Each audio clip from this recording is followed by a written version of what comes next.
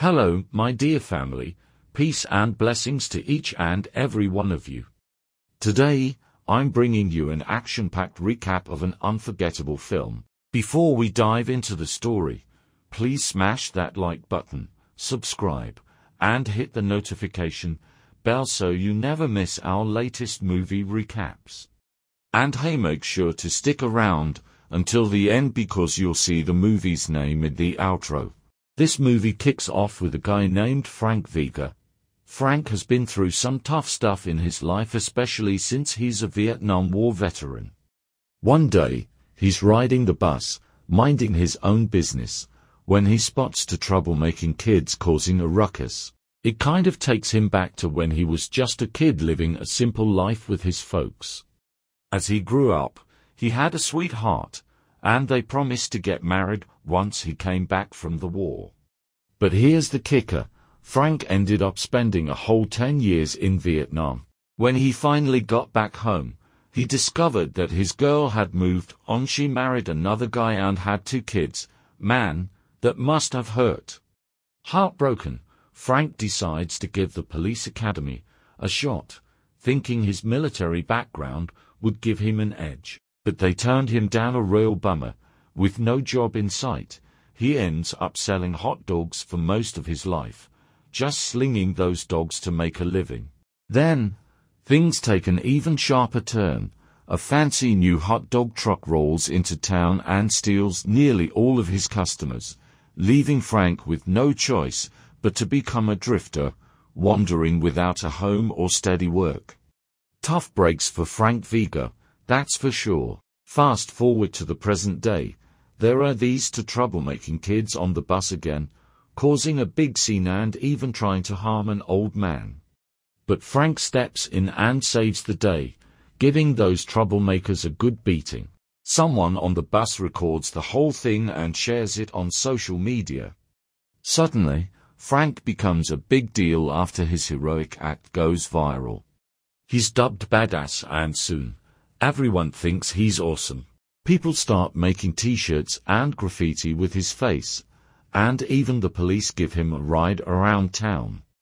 And that's not all. Frank and his mom even get invited to a talk show, putting him right in the spotlight. Sadly, 3 months later, his mom passes away, leaving behind her house and pet dog.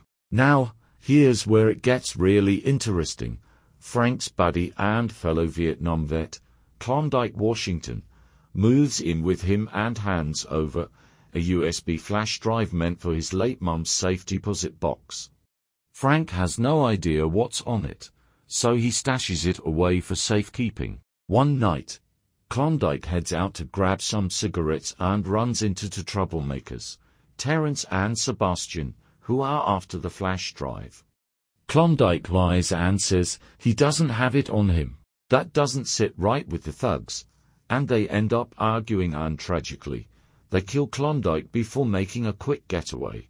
When Frank hears about his best friend's death, he rushes to the morgue to see Klondike's body. Shaken, he begs the police to dig deep into the murder and catch those responsible. But things take a twist. One night, Frank's pal, Officer Milwaukee, drops by. Officer Mellock reassures Frank that the department is on the case, but later, when Frank sees on the news that other crimes are being solved much faster, he knows something's not right. Especially when he catches the cops slacking off at the station instead of working on his best friend's case.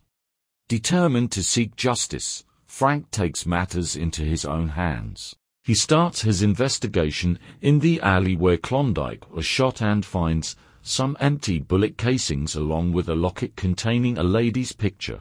Believing this might be a clue, he takes the evidence to a pawn shop, where the clerk reveals that the locket belongs to a felon named Terrence. Inside is a photo of Terrence's wife.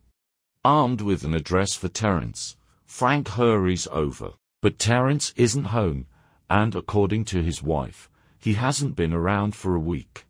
Frank hands the locket back to her and asks where he might be.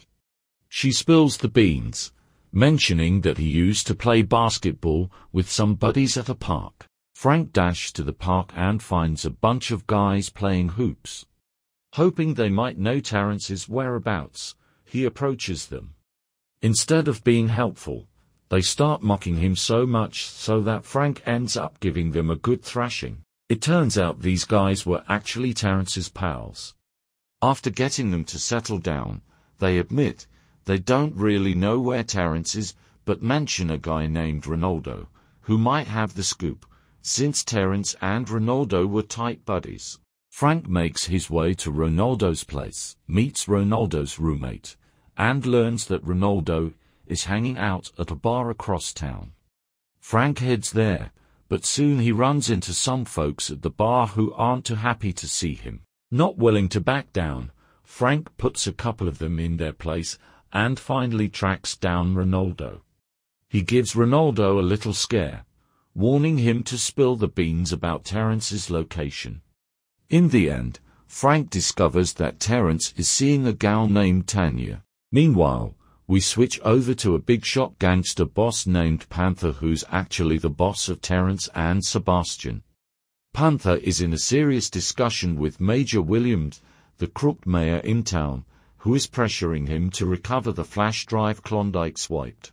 It turns out that flash drive contains proof of the mayor's dirty deeds and corruption during his time in office. Klondike had once worked for Panther, but then he quit and did something sneaky. He grabbed Major Williams's super important flash drive and ran off with it, betraying Panther in the process. Determined, Frank goes on a mission with some help from his neighbor, a kid named Martin, to figure out what's on that flash drive. One evening, Frank visits Tanya at a massage place to ask about Terrence, but when she isn't very helpful, he decides to tail her when she heads home. After sneaking around her place, Frank finally tracks down Terrence. He gets rough with him to force out the details about who ordered the hit on Klondike. When Terrence still won't talk, Frank even forces his hand against a kitchen trash can, hurting him just enough to make him spill the beans. It turns out that Klondike got in deep trouble by crossing a drug big shot named Panther. The flash drive, which Klondike swiped, contains secret info about illegal oil digging for Major Williams. Terrence tells Frank where he can find Panther. But before Frank heads out to confront Panther, he goes home to prepare, only to hear a ruckus at Martin's place. Amber, Martin's mum, is having a terrible time with her abusive husband, so Frank steps in to save her because, well, Frank's the hero. Amber invites him over for lunch, and he seizes the chance, dressing up, cleaning up, and even smelling great. Things get pretty cozy, and they're about to share a kiss when Martin Jr. walks in. Frank insists that Amber and Martin stay at his place until he fixes her front door. The next day, Frank hands over the flash drive to Officer Mellick and then tracks down Panther at his hideout. Panther gets wind of Frank coming for him and orders his crew to ambush Frank if he doesn't bring the precious flash drive.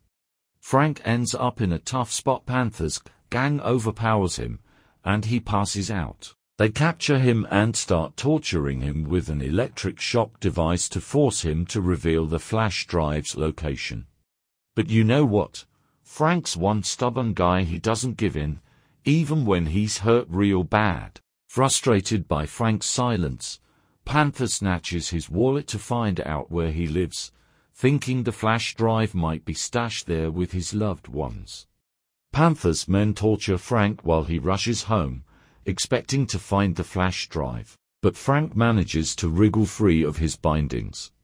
Grabbing a match he got from Amber, Frank lights it and throws it at some oil drums lying around, setting the place on fire and causing a huge explosion. Panther makes a run for it, but Frank isn't letting him get away that easily.